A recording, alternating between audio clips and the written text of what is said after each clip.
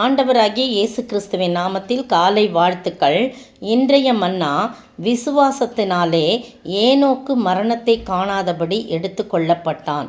அவன் தேவனுக்கு பிரியமானவனென்று அவன் எடுத்து கொள்ளப்படுவதற்கு முன்னமே சாட்சி பெற்றான். எபிரெயர் 11:5-6 வசனங்கள் பாருங்கள். இன்றைக்கு விசுவாசமே தேவனுக்கு பிரியமானது என்று சொல்லி நம்ம பார்க்கலாம். விசுவாசமே தேவனுக்கு பிரியம். ஒவ்வொரு நாளும் கர்த்தருக்கு பிரியமானது எதுன்னு நம்ம பார்க்குறோம். இது இன்றைக்கு விசுவாசமே தேவனுக்கு பிரியமானது. இதற்கு ஏனோக்கு ஒரு எடுத்துக்காட்டாக காணப்படுறாரு. விசுவாசத்தினாலே ஏனோக்கு மரணத்தை காணாதபடி எடுத்துக்கொள்ளப்பட்டான். அது மட்டும் இல்லை, அதை தொடர்ந்து சொல்லக்கு தேவன் அவனை எடுத்துக்கொண்டபடியினாலே அவன் காணப்படாமற் போனான். அவன் தேவனுக்கு பிரியமானவன் என்று அவன் எடுத்துக்கொள்ளப்படுவதற்கு முன்பவே சாட்சி பகரப்பட்டான். பார்த்தீங்களா, அவன் முன்னாலேயே அவன் தேவனுக்கு பிரியமானவன் என்று சாட்சி பகரப்பட்டான். அடுத்த வசனம் சொல்லுது, 6ஆம் வசனம், விசுவாசம் இல்லாமல் தேவனுக்கு பிரியமாயிருப்பது கூடாத காரியம் அப்படின்னு சொல்லி. அதுதான் அந்த இடத்துல விசுவாசம்தான் தேவனுக்கு பிரியம். எந்த ஒரு மனிதன் ஆண்டவரை விசுவாசிக்கிறானோ அவன் ஆண்டவருக்கு பிரியமானவன் என்று சொல்லப்பட்டிருக்கு. ஆண்டவரை விட்டு ஏதேதையோ ஓடாதபடி, எங்கெங்கேயோ போய் நம்பிக்கை வைக்காதபடி, கடைசியில் ஓடி வராதபடி முதலாவது கர்த்தரிடத்திலே நாம் விசுவாசமாய் இருக்க வேண்டும் என்று சொல்லி பாருங்கள். அந்த வசனமே தொடர்ந்து சொல்லுது, விசுவாசம் இல்லாமல் தேவனுக்கு பிரியமாக இருப்பது கூடாத காரியம். ஏனென்றால் தேவனிடத்தில் சேருகிறவன் அவர் உண்டென்றும் அவர் தம்மை தேடுகிறவருக்கு பலன் அளிக்கிறவர் என்றும் விசுவாசிக்க வேண்டும் அப்படின்னு சொல்லப்பட்டிருக்கு. அப்போது ஆண்டவர் உண்டென்று நம்ம விசுவாசிக்கணும். அவர் தம்மை தேடுகிறவர்களுக்கு பலன் கொடுக்கிறவர் என்று சொல்லி நம்ம விசுவாசிக்கிறவர்களாய் காணப்படணும். ஆதி ஆகமத்தில் பார்த்தீங்கன்னா 5ஆம் அதிகாரம் 19-23 வசனம் வரைக்கும் பார்த்தீங்கன்னா அங்கே சொல்லப்பட்டிருக்கு.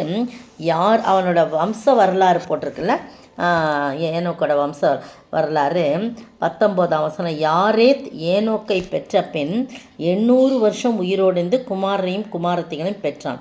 யாரேதுடைய நாளெல்லாம் 962 வருஷம் அவன் மரித்தான். ஏனோக்கு 65 வயதான போது மெத்துசுலாவை பெற்றான் என்று சொல்லி போடப்பட்டிருக்கு. யாரேத்துக்கு 162 வயதில் ஏனோக்கை பெற்றான். அதுக்கு பிறகு 800 வருஷம் உயிரோடு இருக்கிறான்.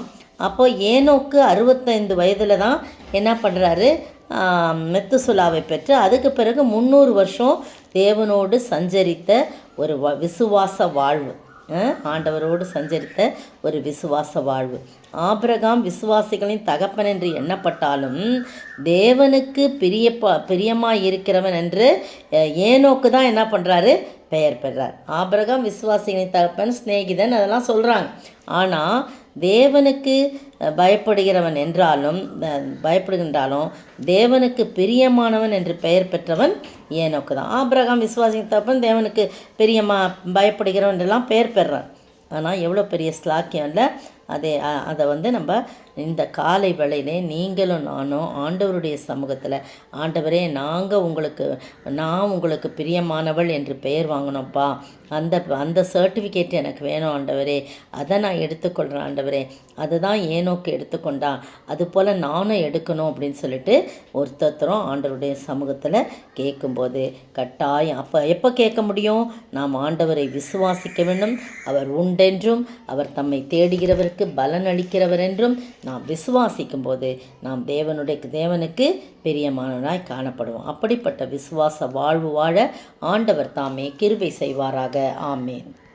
விசுவாசியே நீ பதறாதே, விசுவாசியே நீ கலங்காதே, விசுவாசத்தால் நீதிமான் இன்றும் என்றும் பிழைப்பான், விசுவாசத்தால் தேவனே உன்னில் என்றும் பிரியம் வைப்பார்.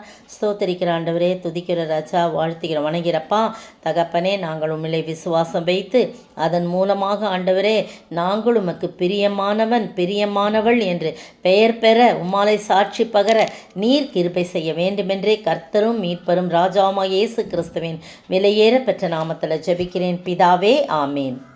நேற்றைய பதில், சீமோன் பேதுரு படவில் ஏறி 153 பெரிய மீன்களால் நிறைந்த வலையை கரையில் இழுத்தான். யோவான் 21:11. இன்றைய கேள்வி, சீமோன் பேதுருவோடு கூட திரும்பவும் மீன் பிடிக்கப் போனவர்கள் எத்தனை பேர்? எண்ணிக்கை மட்டும் எழுதினால் போதும். சீமோன் பேதுருவுடன் திரும்பவும் மீன் பிடிக்கப் போனவர்கள் எத்தனை பேர்? எண்ணிக்கை மட்டும் எழுதினால் போதும்.